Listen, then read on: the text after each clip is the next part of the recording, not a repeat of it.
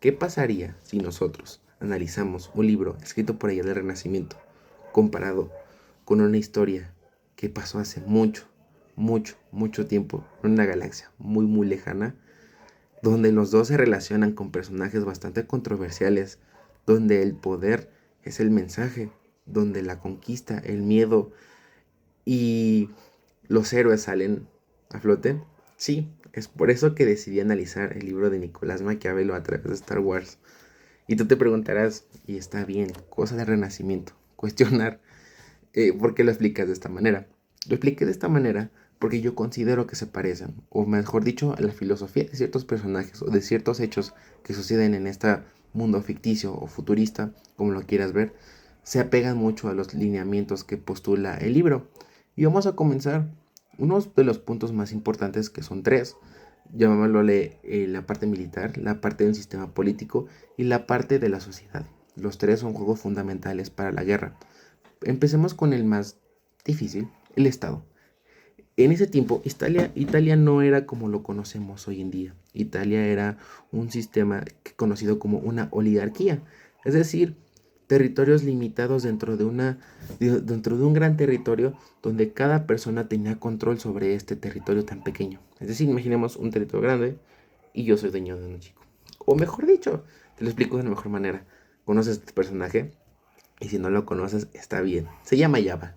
Este ser tan despreciable, tan, tan aguerrillado, tan valiente, tan caótico que era Java, era una persona que tenía mucho dinero. Y sí, muchísimo dinero. A tal grado que le pagaba a un mercenario. Mismo que lo hablaremos más adelante. Pero hay que concentrarnos en la jerarquía. ¿Qué era Java? Él era líder de un territorio determinado. Él mandaba, era juez y mando de ese lugar. Cualquier cosa que pasaba dentro de ese determinado lugar, él decía qué hacer, él decía qué no hacer, él decía que las personas cómo se tenían que castigar, tenía su propia presión desde su mismo lugar donde él gobernaba. Esto era una oligarquía, tenía bastante dinero, tenía un poder adquisitivo demasiado alto que él conquistaba esta parte, o dominaba mejor dicho, a tal grado que él contrataba un mercenario, como te dije anteriormente, lo vamos a explicar, que es un mercenario.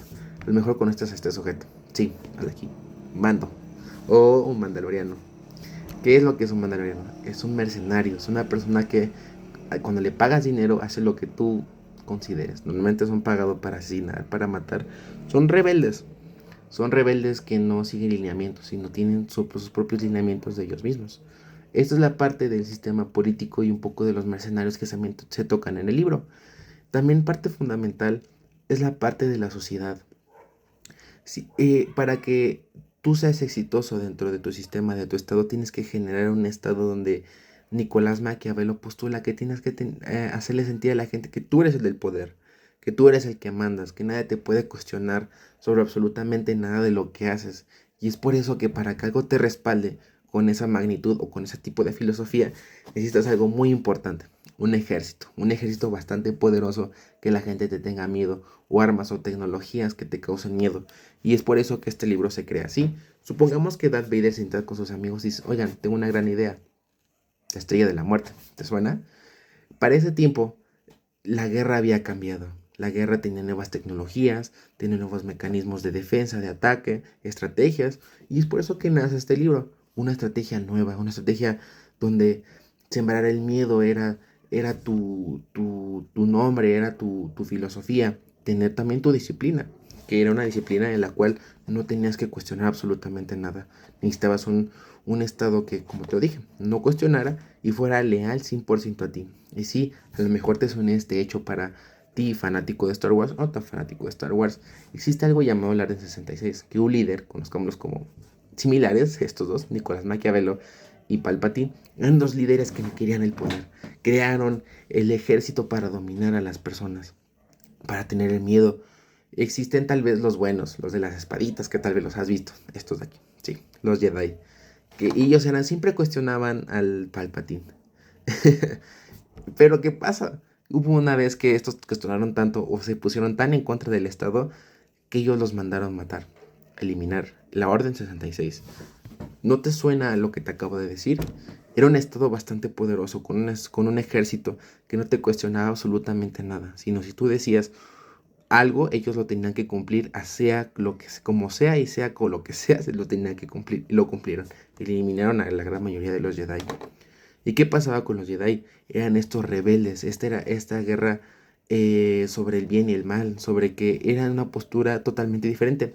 Y me gustaría explicarlos para que lo entendieras mejor. A lo mejor has leído el libro del arte de la guerra, Sun Tzu.